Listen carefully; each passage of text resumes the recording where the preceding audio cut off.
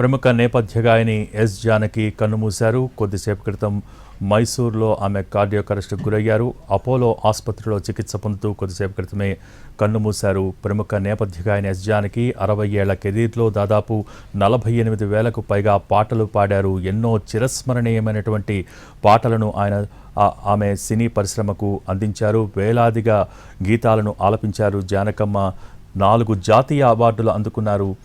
జానకమ్మ ప్రముఖ నేపథ్య గాయని ఎస్ జానకి సంబంధించిన బ్రేకింగ్ న్యూస్ చూస్తున్నాం. ఎస్ జానకి కొద్దిసేపు క్రితమే కన్నుమూశారు. మైసూర్లోని అపోలో హాస్పిటల్లో చికిత్స పొందుతూ ఆమె కొద్దిసేపు క్రితం చనిపోయారు. ఆమె వయస్సు 88 సంవత్సరాలు.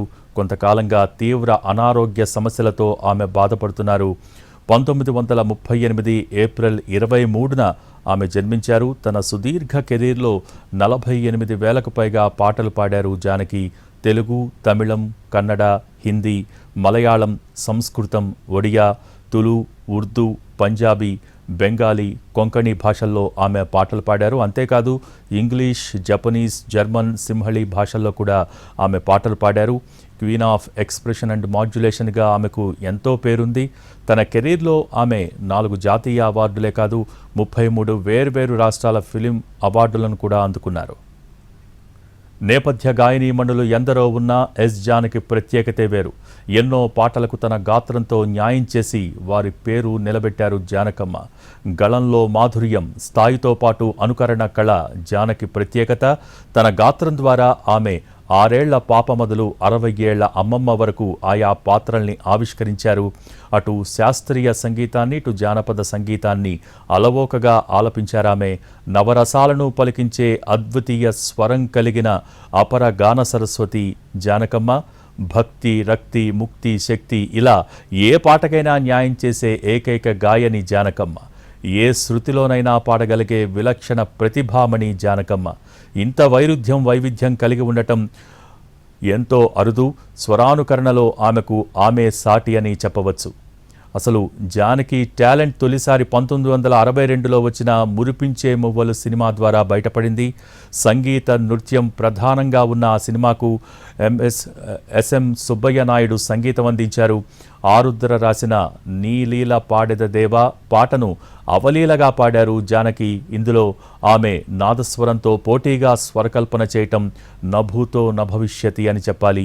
ప్రఖ్యాత సంగీత విద్వాంసుడు కారుక్కరిచ్చి అరుణాచలం నాదస్వరం వాయించగా జానకి నాదస్వరం శృతిలోనే ఆలపించడం ఎంతో విశేషంగా చెప్పొచ్చు. నాదస్వరం హై పిచ్లో ఉంటుంది. ఇలా నాదస్వరంతో పోటీ పడుతూ సన్నాయప్పన్న చిత్రంలోనూ జీకే వెంకటేష్ సంగీతంలో కదిలించు నీ కలికి హృదయం పాటను హృదయాలు కరిగించేలా పాడారు ఆ రోజుల్లో జానకమ్మ. సప్తపదిలో నెమలికి నేర్పిన నడకలివే పాటను అదే శృతిలో పాడి అలరించారు జానకమ్మ. సాధారణంగా మామూలుగా సాహిత్యం లేకుండా కేవలం లయబద్ధంగా నవ్వుతూ పాటను రక్తి కట్టించడం ఆషామాషి విషయం కాదు. కానీ జానకమ్మ జ్యోతి చిత్రంలో తాళం ప్రకారం నవ్వి అందరినీ నివ్వెరపరిచారు. చక్రవర్తి సంగీతంలో బాలుతో కలిసి పాడిన సిరిమల్లె పువ్వల్లె నవ్వు, చిన్నారి పాపల్లె నవ్వు పాటలో ఆమె ఆద్యంతం నవ్వుతో తన భావాలను వ్యక్తీకరించడం ఎంతో విశేషం. ఇందులో బాలు స్వరాలు పాడితే జానకమ్మ దానికి అవే స్వరాలను నవ్వుతో పలికించడం విశేషం. అలాగే శంకరాభరణం సినిమాలో శంకర శాస్త్రి తన 10 ఏళ్ల కూతురు శారదను తెల్లవారుజామునే ఒక నదీ తీరంలో కంఠం లోతు వరకు కూర్చోబెట్టి సంగీత పాఠాలు బోధిస్తూ ఉంటారు.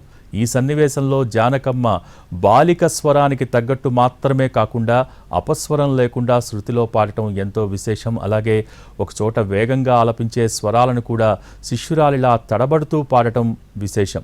అలాగే సప్తపదిలో గోవుళ్ళు తెల్లనా, గోధూళి తెల్లనా, గోపయ్య నల్లనా అనే వర్ణ వివక్షతను ప్రశ్నిస్తూ రాసిన గీతాన్ని బాలుతో కలిసి 2 గొంతులతో వైవిధ్యంగా పాడారు జానకమ్మ. ఈ 2 గొంతులలో కూడా ఒకటి 10 ఏళ్ల బాలుడైతే మరొకటి 3 ఏళ్ల వయసు గల బాబు కావటం విశేషం. నేపథ్య గాయనీమణులు ఎందరో ఉన్నా ఎస్ జానకి ప్రత్యేకతే వేరు. ఎన్నో పాటలకు తన గాత్రంతో న్యాయం చేసి వారి పేరును నిలబెట్టారు జానకమ్మ. గళంలో మాధుర్యం, స్థాయితో పాటు అనుకరణ కళ జానకమ్మ ప్రత్యేకత. తన గాత్రం ద్వారా ఆమె 6 ఏళ్ల పాప మొదలు 60 ఏళ్ల అమ్మమ్మ వరకు ఆయా పాత్రల్ని ఆవిష్కరించారు. అటు శాస్త్రీయ సంగీతాన్ని, ఇటు జానపద సంగీతాన్ని అలవోకగా ఆలపించారు. నవరసాలను పలికించే అద్వితీయ స్వరం కలిగిన అపర గాన సరస్వతి మన జానకమ్మ. భక్తి, రక్తి, ముక్తి, శక్తి ఇలా ఏ పాటకైనా సరే న్యాయం చేసే ఏకైక గాయని జానకమ్మ. ఏ శృతిలోనైనా పాడగలిగే విలక్షణ ప్రతిభామణి మన జానకమ్మ. ఇంత వైవిధ్యం కలిగి ఉండటం అరుదనే చెప్పాలి. స్వరానుకరణలో ఆమెకు ఆమె సాటని చెప్పాలి.